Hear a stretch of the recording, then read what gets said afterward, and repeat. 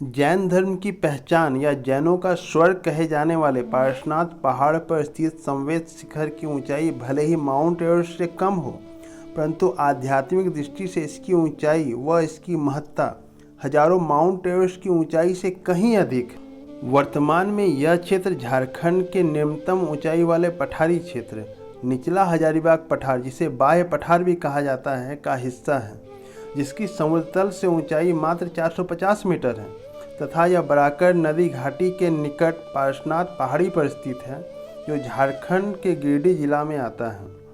समुद्र तल से इस संवेद शिखर की ऊंचाई 1365 मीटर है या 4478 फीट है, जो झारखंड की सबसे ऊंची चोटी है। यह अत्यंत कठोर कहे जाने वाले पायरोक्सी ग्रेनाइट से निर्मित है।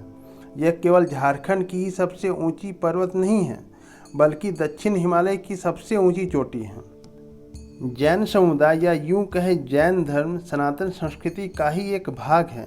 ये समुदाय पूर्णतः अहिंसक व प्रकृति प्रेमी होते हैं, जो सभी जीवों के प्रति आदर का भाव रखते हैं। झारखंड में मुंडा जनजाति से पूर्व यहाँ सराक नामक एक जाति निवास करती थी, जिसके प्रमाण मिलते हैं, जो संभवतः जैन धर्म से संबंधित थे। तात्कालीन समय में भी वे काफ़ी उत्तीर्ण थे। वे तांबे के बर्तन व अन्य शिल्प कला में भी दक्ष थे। वर्तमान भारत में भी जैन धर्म के व्यक्ति शैक्षणिक दृष्टि से सबसे अधिक साक्षर हैं। यूँ तो किसी भी स्थान को किसी अन्य के उपनाम से जानना कभी भी सही नहीं माना जाता। सभी चाहते हैं कि उसके नाम से अन्य जाने जाएं। फिर भी अध्ययन की दृष्टि से जैन धर्म का मक्का कहे जाने वाले या झारखंड का हिमालय कहे जाने वाले पार्श्वनाथ की पहाड़ी, जो झारखंड की सर्वोच्च शिखर है, पार्श्वनाथ की पहाड़ी के संवेद शिखर पर इनकी शरण स्थली है। जैन धर्म के प्रवर्तकों को तीर्थंकर कहा जाता है। इनका मुख्य उद्देश्य अरहत की प्राप्ति है, अर्थात जीवन मरण के चक्र से मुक्त होना। जैन धर्म अति प्राचीन है। ऋग्वेद में इनके आरंभिक तीर्थंकर ऋषभदेव का भी वर्णन मिलता है। इनके कुल 24 तीर्थंकरों में से 20 तीर्थंकरों को यहीं पार्श्वनाथ पहाड़ी के संवेद शिखर पर निर्वाण की प्राप्ति हुई थी। केवल 4 तीर्थंकरों ने ही यहाँ निर्वाण की प्राप्ति नहीं की थी। वे हैं क्रमशः प्रथम तीर्थंकर आदिनाथ या ऋषभदेव, 12वें तीर्थंकर बासुपूज्य जी, 22वें नेमिनाथ जी व अंतिम महावीर स्वामी जी। वहीं 20 तीर्थंकरों ने यहीं पर निर्वाण प्राप्ति की थी, जो हैं दूसरे तीर्थंकर अजितनाथ जी, तीसरे संभवनाथ जी, चौथे अभिनंदन जी, 5वें सुमतिनाथ जी, 6ठे पदम प्रभु जी, 7वें सुपार्श्वनाथ, 8वें चंद्र प्रभु जी, 9वें पुष्पदंत जी, 10वें शीतलनाथ जी, 11वें श्रेयांशनाथ जी, 13वें विमलनाथ जी, 14वें अनंतनाथ जी, 15वें धर्मनाथ जी, 16वें शांतिनाथ जी, 17वें कुंथुनाथ जी, 18वें अरहनाथ जी, 19वें मल्लिकानाथ जी, 20वें मुनि सुव्रतनाथ जी, 21वें नमीनाथ जी, 23वें पार्श्वनाथ जी।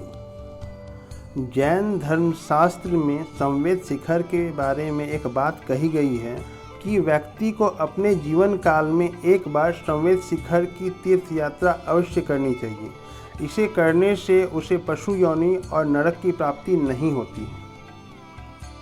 मौर्य काल में करीब 300 BC के आसपास मगध या उत्तर भारत में 12 वर्षों का कठोर व लंबा अकाल पड़ा था।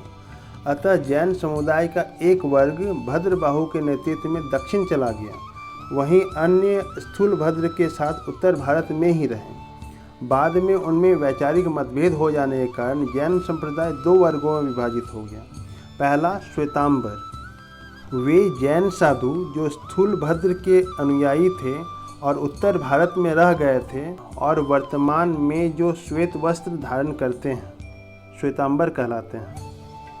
दूसरा दिगंबर, भद्रबाहु के अनुयायी जो दक्षिण भारत चले गए थे और जो प्राकृतिक वातावरण को ही अपना वस्त्र मानते हैं और किसी भी प्रकार का वस्त्र धारण नहीं करते हैं, दिगंबर कहलाते हैं।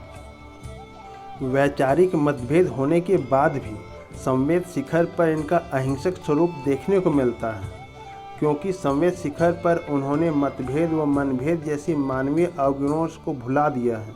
फलतः संवेद शिखर पर श्वेतांबर व दिगंबर दोनों के मंदिर सह अस्तित्व में व्याप्त हैं। झारखंड सरकार द्वारा इस क्षेत्र को पर्यटन स्थल के रूप में विकसित करने का प्रयास कर रही है ताकि लोग जैन विचारधारा से अवगत हो सके, साथ ही राजकोष में आय का स्रोत भी बढ़े।